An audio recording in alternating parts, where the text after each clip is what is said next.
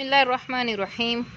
کیسے ہو ناظرین؟ پچھلے ویڈیو میں ہم نے 2 ویڈیو بنائے تھے، جس میں پہلا ویڈیو تھا کلمہ طیبہ کی مکمل تفسیر پر۔ اس کے بعد ہم نے ایک اور ویڈیو بنایا تھا الحمدللہ کے سورے پر، جہاں اسے وقت کی قلت کی وجہ سے ڈسکنٹینیو کرنا پڑا تھا۔ یہ ویڈیو اس کے آگے سے ویڈیو ہے، آپ سماعت فرمائیں۔ بسم اللہ الرحمن الرحیم۔ پچھلے ویڈیو میں ہم نے دیکھا تھا الحمدللہ رب العالمین الرحمن الرحیم مالک یوم الدین ایاک نعبد و ایاک نستعین۔ اے اللہ، ہم آپ کی عبادت کرتے ہیں اور آپ ہی سے مدد مانگتے ہیں۔ اب دیکھیں، یہاں پر عبادت کا لفظ آیا ہے، اور عبادت یہاں 3 چیزوں کا مجموعہ ہے۔ ایک ہے خشوع و خضوع کے ساتھ وہی کام بجا لانا جیسا اس کا حکم کیا گیا ہے، بنا کسی عذر کے، اور ساتھ ہی ڈر اور خوف کی کیفیت کے ساتھ۔ ڈر اور خوف کس چیز کا؟ ناراضگی کا ڈر یا پھر سزا کا ڈر۔ کمپنی میں کام کرنے والا ایک شخص اس کے باس کے حکم کی تعمیل تو کرتا ہے، مگر وہ عبادت نہیں، کیونکہ باقی 2 کیفیت کا شمار نہیں یہاں۔ عبادت تو صرف اللہ کی ہی کی جانی چاہیے، کیونکہ وہ قادر مطلق ہے، دونوں جہانوں کا رب ہے، اسی کا حکم دونوں جہانوں میں رواں دواں ہے۔ وہ چاہے تو کسی کو سزا دے، چاہے تو کسی کو جزا دے، یہ اس کی مرضی کی بات ہے، اور اسی لیے بندوں کو اپنے رب کی ناراضگی کا ڈر ہونا چاہیے۔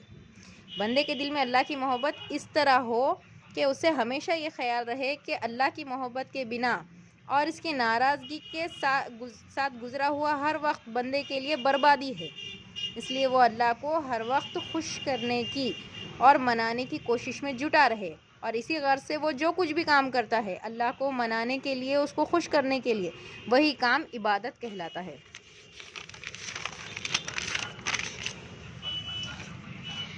اے اللہ، ہم تجھی سے مدد مانگتے ہیں، کیونکہ تو مسبب الاسباب ہے، تجھے قدرت حاصل ہے ہر بندے کی مدد کرنے کی۔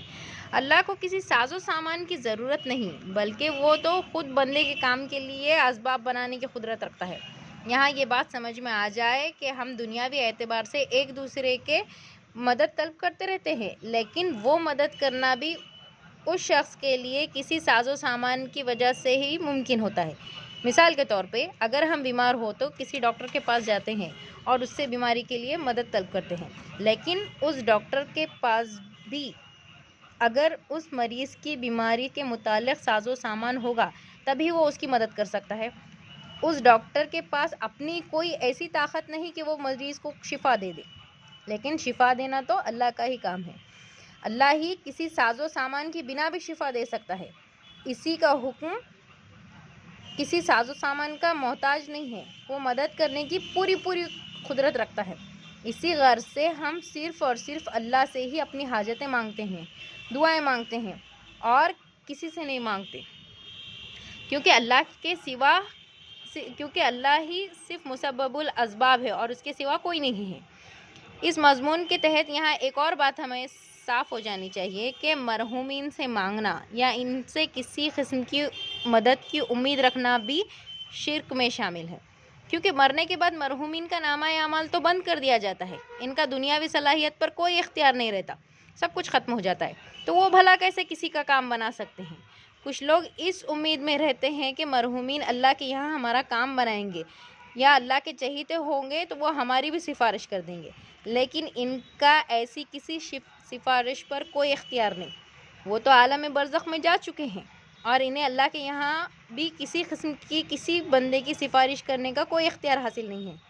اگر ہمیں کچھ حاجت پیش آتی ہے تو ہم ڈائریکٹ اللہ سے مانگیں، کیونکہ وہ مسبب الاسباب ہے، اسباب بنانے والا بھی ہے، ہر ایک کی مدد کرنے پر قادر ہے، راستے بنانا بھی جانتا ہے اور مدد کرنا بھی جانتا ہے۔